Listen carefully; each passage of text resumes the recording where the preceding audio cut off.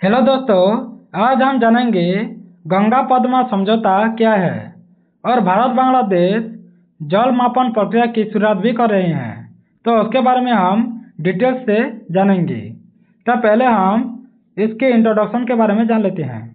तो भारत और बांग्लादेश के संबंध केवल कूटनीति या व्यापार तक सीमित नहीं रह गया है, बल्कि नदियों के माध्यम से दोनों देशों की सभ्यता, कृषि, अर्थव्यवस्था और जीवन शैली गहराई से जुड़ी हुई है।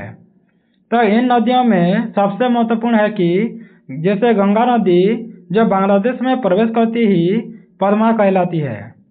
जल साझेदारी को लेकर दोनों देशों के बीच कई दशकों से संवाद विवाद हुआ है और समझौते चल रहे हैं।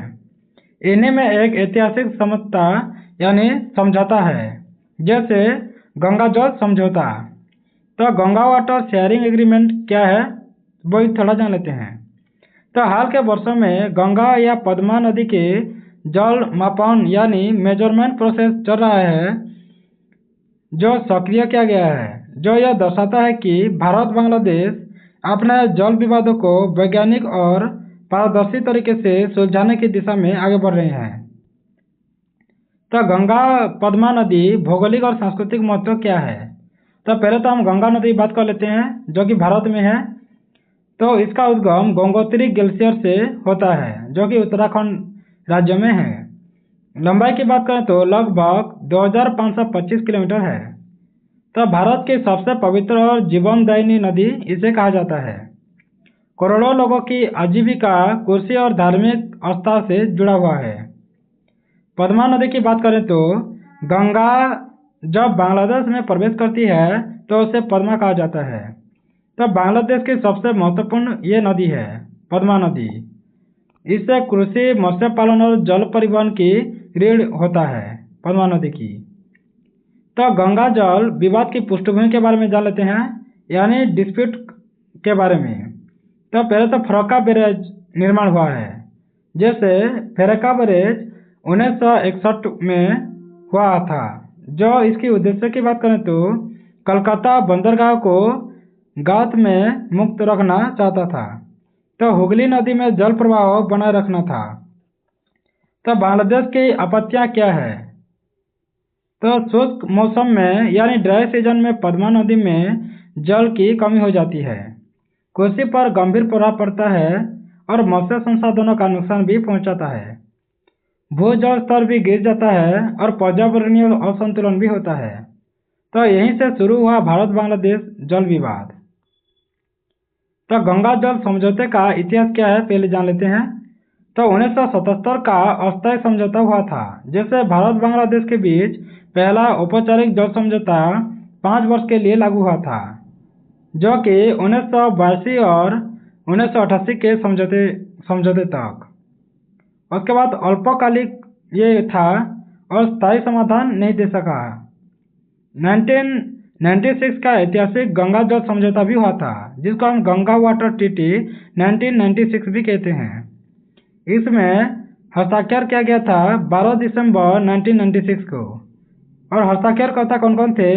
भारत के प्रधानमंत्री एच.डी. देवगौड़ा और बांग्लादेश की प्रधानमंत्री शेख हसीना थी। अवधि की बात करें तो ये 30 वर्ष के लिए हस्ताक्षर किया गया था, 1996 से लेकर 2026 तक।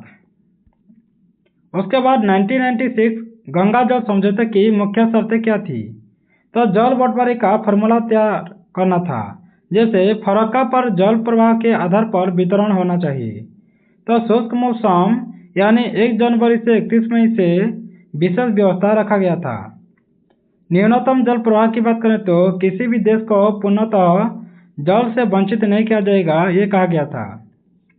उसके बाद संयुक्त नदी आयोग, जिसको हम ज्वाइंट रिवर कमीशन भी गढ़ा गया था, जो विवाद का समाधान कर सके और डेटा साझा करने की व्यवस्था भी कर सकता है। कौन? जेआरसी कर रहा था। तो जल मापन यानी मेजरमेंट की अनिवार्यता क्या पड़ गया? तो वास्तविक प्रवाह के आधार पर यह निर्णय लिया गया था और वैज्ञानिक और तकनीकी पद्धति भी अपनाई गई थी। तो गंगा पद्मा जल मापन प्रक्रिया क्या है वो भी जान लेते हैं। तो जल मापन यानी वाटर मेजरमेंट का अर्थ यही है कि नदी में वास्तविक जल प्रवाह कितना है, कितनी मात्रा में है, किस कितनी गति है और इसका स्तर क्या है, ये सब जल जब हम मापते हैं उसको हम जल मापन कहते हैं। तो आधुनिक वैज्ञानिक उपकरण से ये मापा जाता है। उसके बाद जल मापन क्यों आवश्यक है?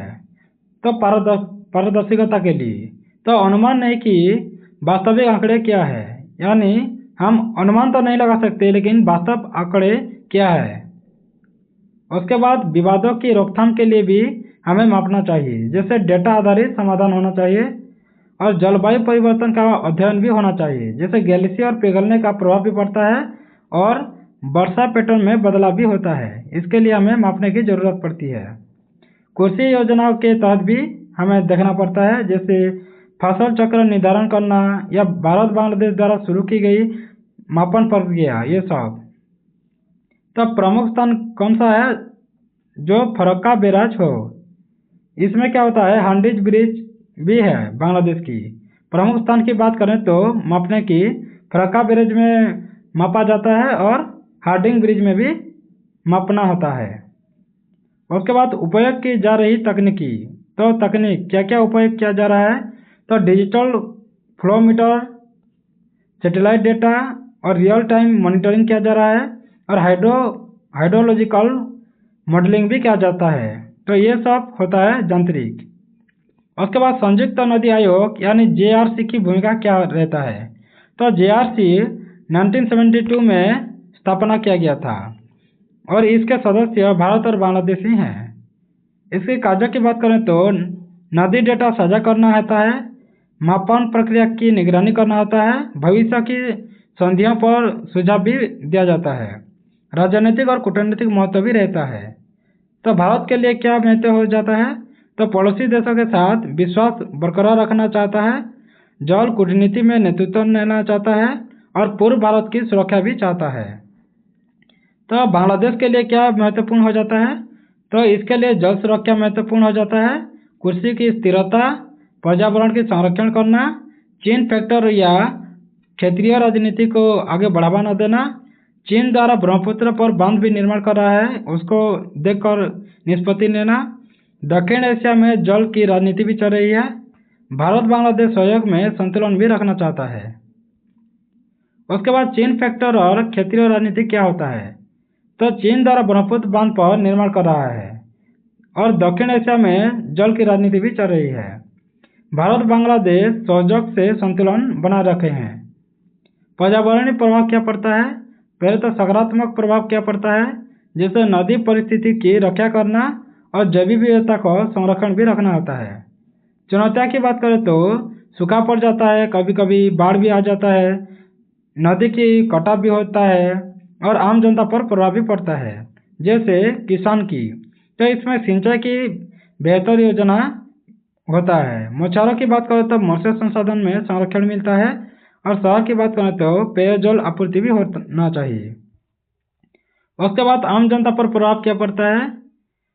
तो किसान की बात करें तो सिंचाई की बेहतर योजना होना चाहिए। मछुआरों की बात करें तो मत्स्य संसाधन संरक्षण होना चाहिए। शहर की बात करें तो पेयजल आपूर्ति होना चाहिए। आलोचनाएं और चुनौतियां भी होता है। तो जैसे बांग्लादेश की चिंता की बात करें तो शुष्क मौसम में पर्याप्त जल नहीं मिलता है। भारत की सीमाएं क्या क्या होती हैं? जैसे घरेलू जरूरत भी होते हैं, पानी की आवश्यकता होती है और राज्यों का दबाव भी होता है, जैसे खासकर पश्चिम बंगाल में। तो 2026 के बाद क्या हुआ है? तो TT रिन्यूअल करना चाहते हैं और समझौते की अवधि भी समाप्ति हो चुका है। तो नया समझौता क्या हो सकता है? जैसे जलवायु परिवर्तन आधारित फार्मूला हो सकता है। जैसे भविष्य की संभावना की बात करें तो संयुक्त नदी बेसिन प्रबंधन करना चाहिए, बहु नदी समझौते होना चाहिए और तकनीकी सहयोग भी आगे बढ़ाना चाहिए। उसके बाद निष्कर्ष या कंक्लूजन। तो गंगा और पद्मा समझौता केवल जल बंटवारे का दस्तावेज नहीं रह गया है, यह भारत और बांग्लादेश के बीच विश्वास का, सहयोग का और क्षेत्रीय स्थिरता का प्रतीक है। तो नई जल मापन प्रक्रिया इस बात का संकेत है कि दोनों देश टकराव नहीं, समाधान चाहते हैं, राजनीति नहीं करना चाहते हैं, बल्कि विज्ञान को प्राथमिकता दे रहे हैं। आने वाले समय में यह मॉडल दक्षिण एशिया की जल कूटनीति के लिए उदाहरण बन सकता है। Thanks for watching. अगर ऐसी नई नई जानकारी आपको अच्छा लगता है तो सब्सक्राइब कर दें, बेल आइकन दबा दें, लाइक करें, अपने मित्रों के साथ शेयर करें और वीडियो आपको कैसा लगा कमेंट बॉक्स में ज़रूर कमेंट करें। धन्यवाद।